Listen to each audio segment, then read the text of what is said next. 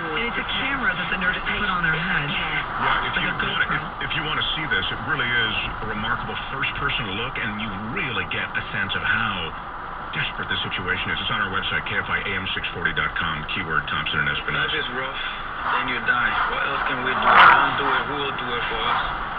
So we have to take the risk and cater to the patients, or else our country will be wiped away.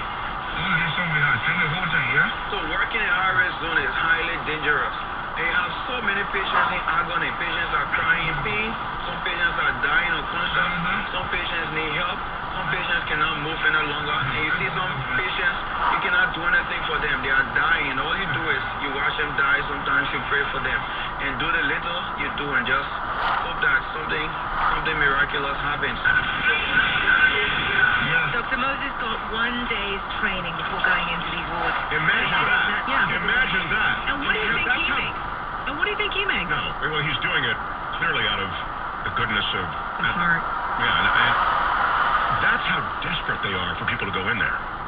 A day's training. Dr. Moses got 1 day's training before going into these wards and says that's typical here in a healthcare system struggling to cope. And that's why the global, right now, Obama, and there's this whole, push to get other countries involved. And also companies are asking, we talked about this yesterday, paying you $10,000 to go out there and do a 6-week rotation to help because they need help. I mean, Ebola it's a virus that is 5,000 times simpler than the human genome, and yet it'll take you down in a week. Think about that for a second.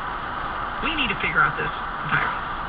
Well, it's definitely coming from there, but it is here now, and the cost of treating it here is enormous, as you might expect, once it enters the American healthcare system and hospital system.